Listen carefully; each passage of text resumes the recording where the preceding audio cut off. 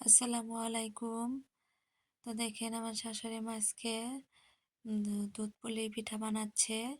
তো চলেন আপনাদের দেখাই যে আমরা কিভাবে দুধ পুলি বানাইলাম সবাই মিলে আমার শাশুড়ি আর আমি। তো প্রথমে চাউলের গুঁড়াটা করে নেওয়া হয়েছে। তারপরে তোমার শাশুড়ি মা এইদিকে রুটি বানাচ্ছে। আর হচ্ছে বাকি যে কাওয়া আছে সেগুলো আমি ভালো করে বলে করে মেখে নিচ্ছি। আর একটু পানি পানি দিয়ে একটু শক্ত হয়ে গেছে, কারণ শীতের দিন তো শক্ত হয়ে যাচ্ছে।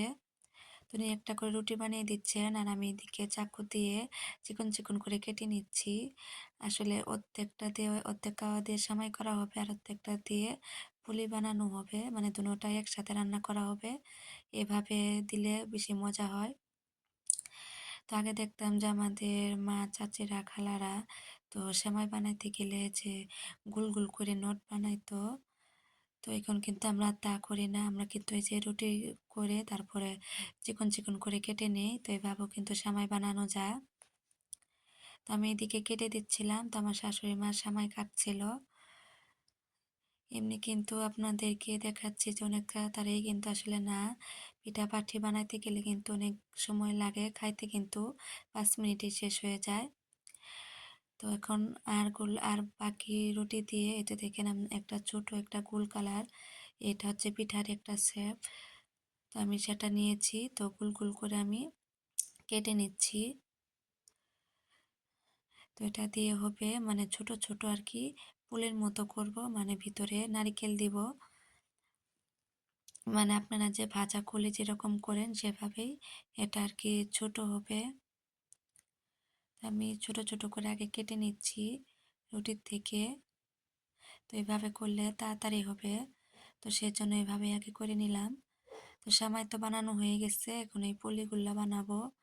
তো ভিতরে নারকেল দিয়ে এভাবে বেশ উল্টিয়ে দিব, তাতেই হয়ে যাবে।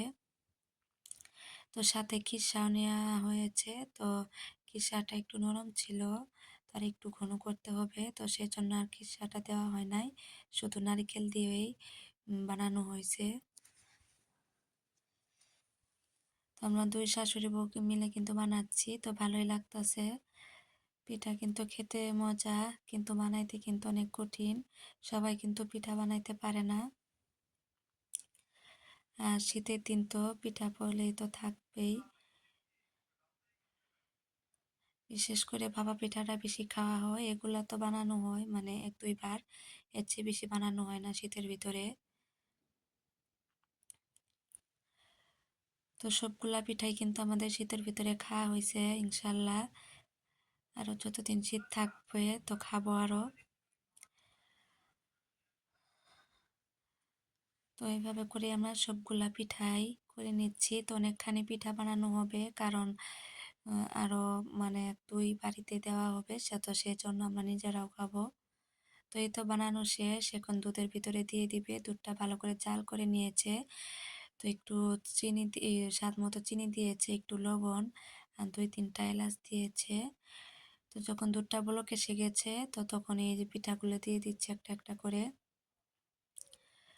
আগে আপনারা চিনি দিয়ে জাল করে নেবেন দুধটা ভালো করে, তারপর পিঠাগুলো দিবেন। বেশ, তাতে আর কোনো হালকা করে নাড়াচাড়া দিবেন, নইলে কিন্তু পিঠাগুলো ভেঙে যাবে। তো চুলার আগুন কিন্তু একবারে কমায় দিয়েছে, তো তারপরে পিঠাগুলো দিচ্ছে, নইলে দুধগুলো উতলে পড়ে যাবে।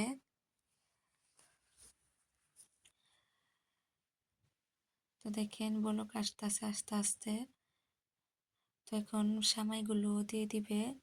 আসলে দুইটা এভাবে রান্না করলে অনেক মজা হয়। আপনারা এভাবে কিন্তু রান্না করতে পারেন পিঠাটা। দেখুন এটা একবার আস্তে আস্তে করে নেড়ে দিতে হবে, তো বেশ 10-15 মিনিট জাল করলে কিন্তু এটা হয়ে যাবে পিঠা। তো ভিডিওটা ভালো লাগলে অবশ্যই লাইক কমেন্ট ফলো দিয়ে পাশে রাখবেন। অনেক বড় ভিডিও এটা, তো এত বড় ভিডিও দেওয়া হয় না আসলে, তো অনেকটাই বড় হয়ে গেছে।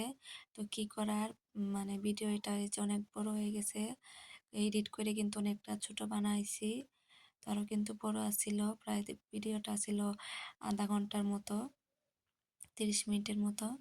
তো এই তো আমাদের সেমাই এখন বেড়ে নিয়েছে। সবাই ভালো থাকবেন, আল্লাহ হাফেজ।